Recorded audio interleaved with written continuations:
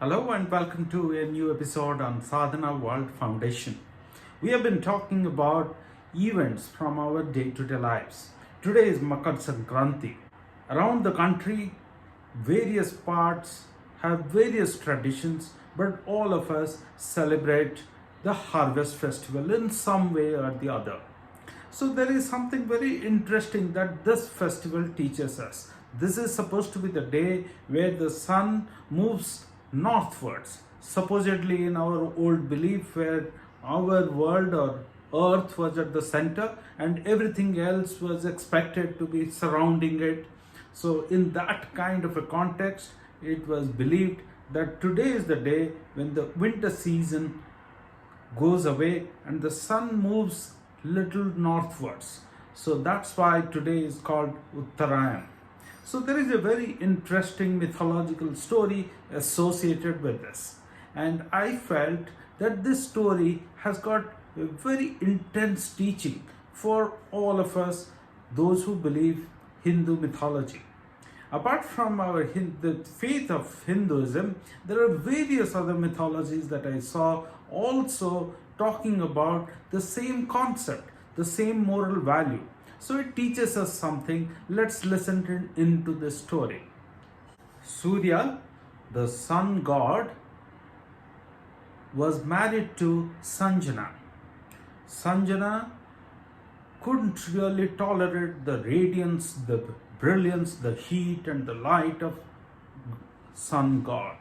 So what she did is she procreated a shadow of her, and that shadow was called Chaya, who was bearing Lord Surya's son. She went to her father's place and she delivered the child. The child was named Shani.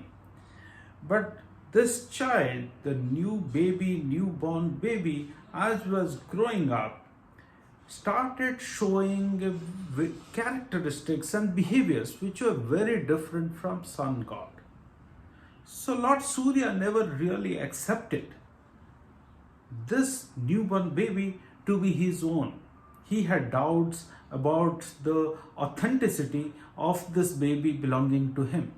So he never really accepted.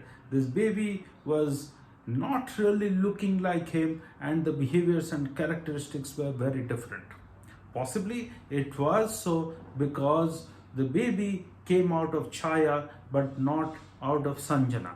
Chaya was like just a shadow of Sanjana, the real wife of sun god. But that's not the point. The point is that the son was not accepted by the father. So father used to sort of keep a distance, never allowed Shani, this newborn baby was called Shani, never allowed Shani to enter into his home. So Lord Shiva saw this distance between the father and the son. So Lord Shiva reconciled between the father and the son. On this day of Makar Sankranti, when sun enters into the zodiac sign of Makara, which is Capricorn, on this day it is believed that Shani comes to Surya's house and Surya lets him in after Shani patiently waits at the father's doorstep for some time. So Lord Shiva creates this reconciliation and then the son is let in by the father. And then the father and son learn to live together and create interesting things for this whole world. So that's the story. So this story teaches us that within families, amongst our friends, there could be some conflicts due to differences of opinion, due to differences in our beliefs. So the kind of two schools of thoughts, two schools of beliefs, but they could be brought together on this auspicious day of Makara Sankranti. Of course, there are several other stories related to this particular festival. However, this is one of those stories. I looked at other religions, other faiths and other mythologies, other stories which are available. I could find that there are many other such stories which emphasize this value of reconciliation. In Christianity, we have this famous story, many of us would have heard, about this prodigal son. This gentleman, being ambitious, being very different from his father's ideologies, wanted to create wealth for himself. He goes out, ventures, and loses all the wealth of his father and returns back to his father's home, hoping that he will be rejected.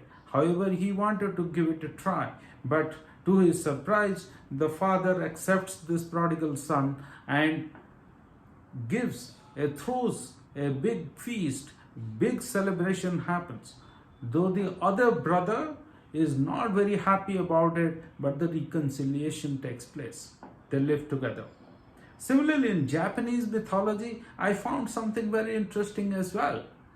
I found that the sun goddess Amaterasu and the storm god in Japanese mythology called Susanoo were siblings, and they did not have a great relationship between the two. Susanoo used to create trouble for many people, including Amaterasu.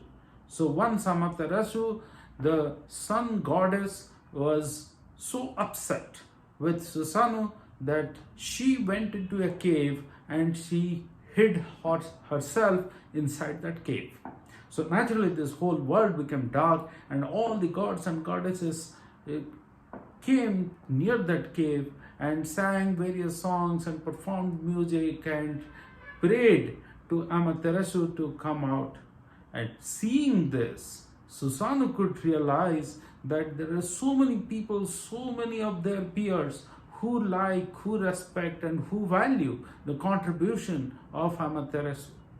And he realized, and he came and he joined everyone else in that prayer, and Amaterasu came out, and this whole world became again lighted and bright as the goddess of sun does for this whole world. So again, all these three stories tell us the same thing, that there could be conflicts, there could be differences of opinions, there could be differences of our beliefs, but we need to live together. We need to respect others. We live in a community, we live in a society. Everybody brings their own uniqueness to this whole world. We live in a time which is very complex. We live in a time where many of us are becoming more and more impatient, intolerant of the other idea. We want to convert everybody else around us to believe in my own way. The whole world is getting polarized.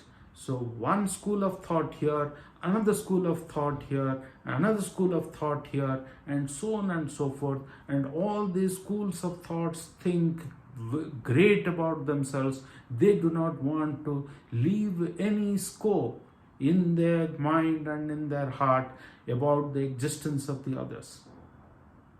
So these festivals which come once a year teach us very intense and interesting lessons. If we can adapt them in our lives, this whole place would become much better and much more interesting and a happy place for all of us. Ladies and gentlemen, my dear children, thank you for watching this, and I look forward to our future conversations.